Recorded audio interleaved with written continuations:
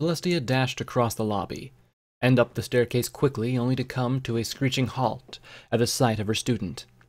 Twilight sat beside Spike's blood-soaked bed, cradling him against her chest and rocking back and forth. His motionless head laid on her shoulder, telling the princess everything she needed to know. Twilight's sobbed whispers echoed throughout the suddenly somber library. It's okay. It's okay. Everything's going to be okay, Spike. Everything's... I'm sorry. I'm so sorry. The princess's stomach turned as the first of her tears ran down her cheek. She couldn't imagine how distraught Twilight was, nor did she know herself what to do.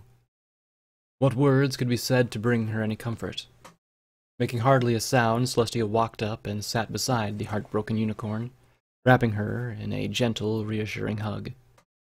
Any restraint Twilight had left when she felt her mentor's soft touch, her grief flooding to the surface. She shrieked in despair, and her body shook as she sank into hopelessness. Nearly every day of his short life, he stood beside her, always willing and ready to help with whatever was asked of him. She had vowed to take good care of him and keep him safe since the day he was hatched. She had failed him. Celestia glanced at Spike's lifeless form and furrowed her brow. She never thought she could actively hate some pony she used to call a friend. She could understand why Pinky would be so angry, but doing what she had done from the start crossed so many lines. Enough was enough. Fortunately, the answer to her nightmare slammed open the door downstairs. "Twilight! Princess! I've got something you need to see!" "Up here, Private Eye." Only a step inside and the detective could hear Twilight sobbing and whimpering uncontrollably. He thought hard about what Pinky told him during their scuffle, and wondered if he could believe anything she said. His stomach dropped as he climbed the stairs, and quickly noticed a small pool of blood by the basket. Oh no. He turned away, gritting his teeth, as he punched the wall. Not like this. The princess watched sadly as Private Eye let out a sorrow and rage. After what the two of them had gone through while Twilight and Celestia were away, this wasn't easy on him either, regardless of how many ponies he's found dead over his career. "You had something for us?" Celestia finally asked. "Yeah," Private Eye said. "I just had an unwanted visitor. She told me she did this. I was hoping she was just trying to rile me up, but I'm so sorry." The alicorn nodded appreciatively. The pink strands of hair in the detective's grip caught her curious attention. "What's that?" "It's what I had for you," he answered, sneering at what he brought. For a moment, he almost wished he was asleep again so he could strangle the murderer. But something told him he'd have another real shot soon. "When my wife woke me, these came with me." "What do you mean?" "I was fighting Pinky. While we were beating the hell out of each other, I ended up grabbing on to some of her mane. When I was jostled awake, this bit of her mane came too. It's like I pulled a piece of her out of the dream." The realization was immediate. "Then, that means..." "Yep." Celestia turned to Twilight's head to face her own. Her cheeks were soaked to the bone, and her eyes dried out and cracked. Barely any strength or breath was left in her. "Twilight, listen to me," the princess whispered soothingly. "Private Eye found our answer. He discovered how we can banish Pinkie Pie for good. I know this couldn't come at a worse time for you, but we have to act, and we have to do it now." Her eyes, as well as her heart, hurt. All she wanted to do was sit there, left to her misery, and say goodbye to her surrogate son. Even the words she spoke scratched painfully at her ravaged throat as she answered. "What would I need to do?" Private Eye stepped up, resting a hoof on her shoulder. "We'll need you to fall asleep. When she comes after you, and she will, do everything you can to grab a hold of her and not let go. If what happened to me happens to you too, You should be able to bring her out of the dream and into reality. Then you can do your thing. How can you expect me to go to sleep at a time like this? She murmured. What would Spike want you to do? Celestia asked. She and Twilight shared a miserable, sympathetic glance. He'd want you to put an end to this. You know that. Why can't somebody else do it? I don't want to deal with this anymore. She wants you, Twilight. The detective spoke up. Don't give her the chance to do this to anyone else. Silence deafened the room. She knew they were right, but it didn't make things any easier. What about the cost of the ritual? We'll worry about that when the time comes, Celestia said. Twilight's purple eyes shifted to her assistant once more, and she softly caressed his head. She didn't want to let him go. One loved one at a time, her world had been falling apart. No matter how much she wished for it all to stop, her life continued to spiral out of control. The only ones still left that she cared for about were in Canterlot, the Crystal Empire, and right by her side. It had to end here before there was nothing left for her. She let out an exasperated sigh. The rock is downstairs in my bag, by the table, in the middle of the room. Just give me a minute here. With a tender nuzzle, Celestia let her student be and made her way downstairs with Private Eye a step behind. As they departed, Twilight floated out the little dragon black onto his basket, and folded his claws onto his chest. Forgive me, Spike, she whispered, kissing him on the forehead and covering him with his blanket. She closed her eyes and said a silent prayer, her tears finding new life. A few empty moments passed by when she was turned and dragging herself downstairs to her waiting teacher and the patient officer. Celestia already had Rocky sitting on the floor, ready to begin the ceremony. Twilight shuffled up to the pair and slumped onto the floor and a few feet away from the stone. Do we need to draw any kind of ritual circle or anything, Princess? No, fortunately. All that is required is the offering and the words. With barely a nod and a sigh, she laid down on the floor and tried to close her eyes. She was exhausted, sick to her stomach, but she could continue to picture Spike and better times. I'm sorry, Celestia. I'm trying, but... You don't have to apologize, Twilight. I understand. If you want, I know a sleeping spell that will help. It's probably the only thing that'll work right now. My nerves, they're just shot right now. The alicorn stepped over to her student, resting a consoling hoof on her shoulder.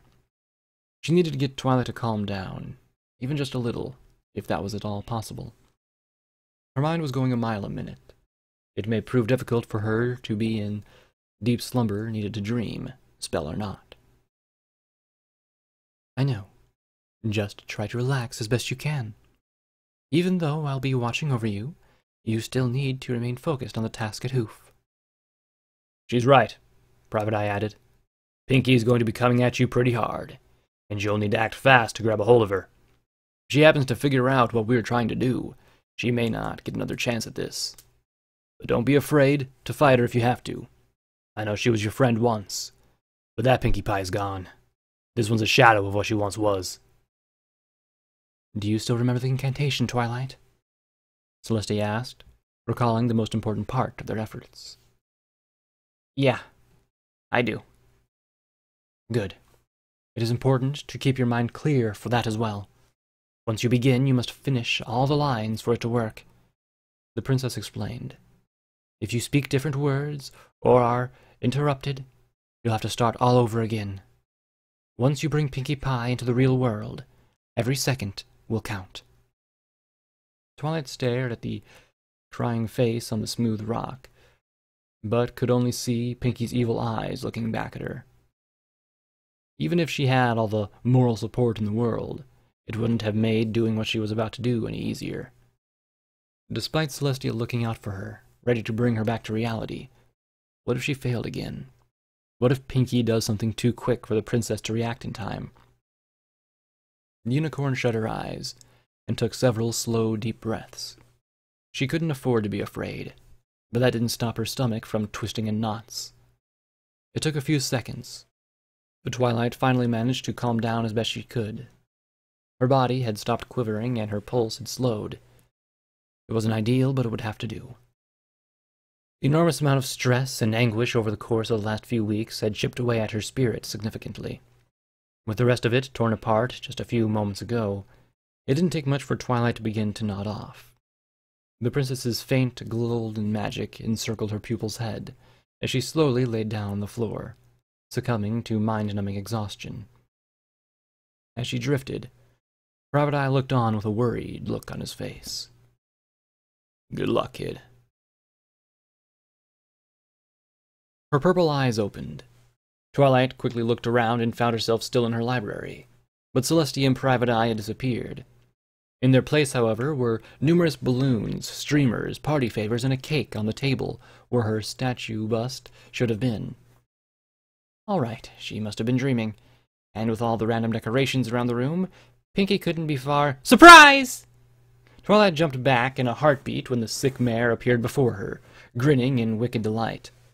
The unicorn's shock melted into a hard glare. "Sorry, I threw this party just for me. Do you like it?" No response. "I'm so glad to see you again, Twilight. After such a short time, too. For a little while, I wondered if I'd ever be able to see you again. Boy, would that have left egg on your face as the bodies piled up. Oh, and Celestia, because I have a feeling you're watching," she called out to the room. "I don't know if Twilight being here is simply an accident or what, but if she gets away again, well, you know you can't protect her forever." "Why?" Twilight snarled. "Why Spike?" I gave that little run plenty of chances to stay out of my way, and he still betrayed me, my trust, by helping Private Eye." The pink pony growled.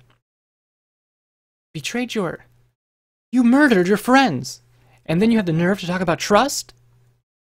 A lightning-fast swing caught Twilight in the jaw and slammed her to the floor.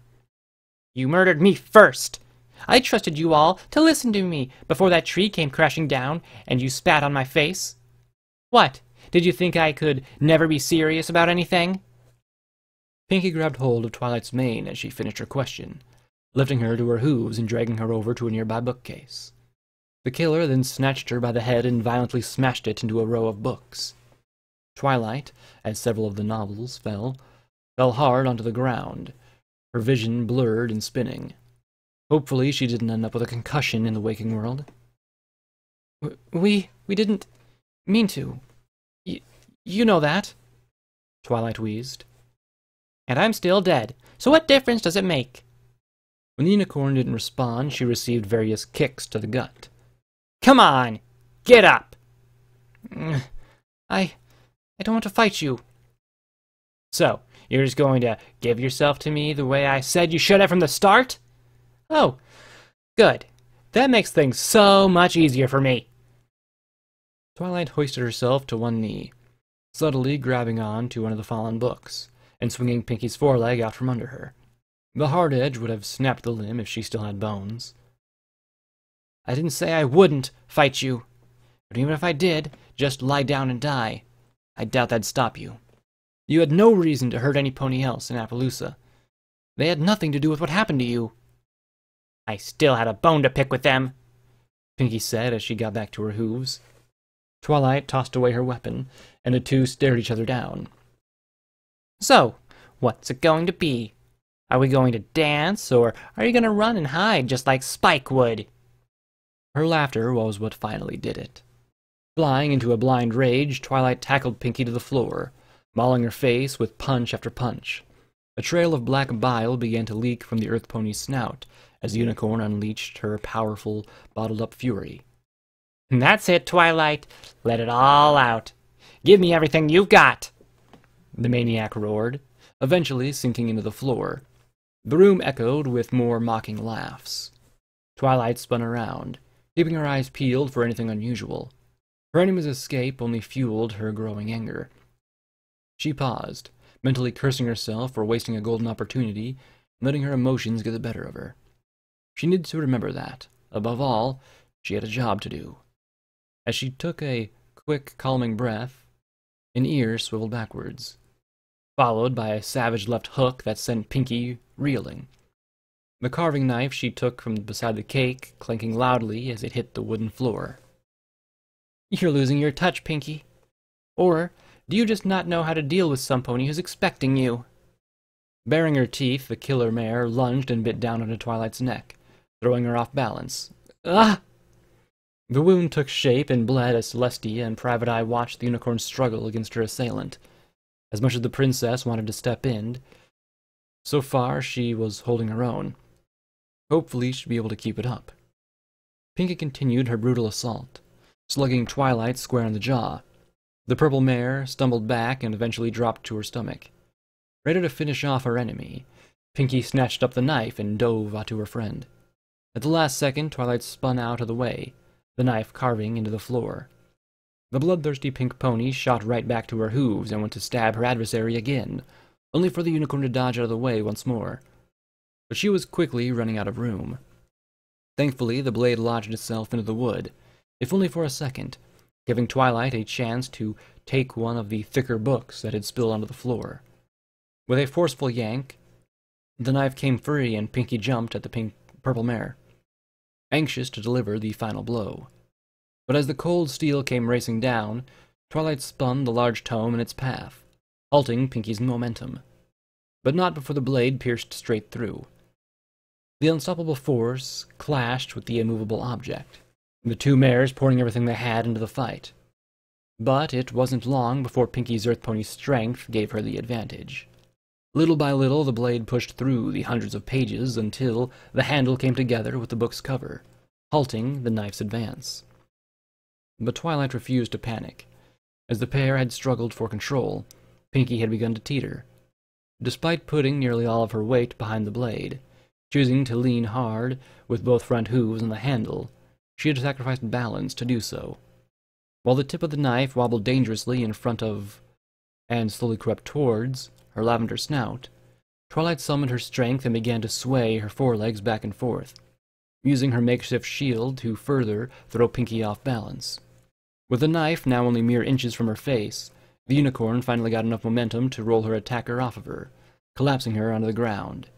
With a slam of a hoof on the party pony's wrists, Twilight was able to disarm her and toss the embedded weapon to the other side of the room. It still didn't leave Pinky exhausted by any means, however.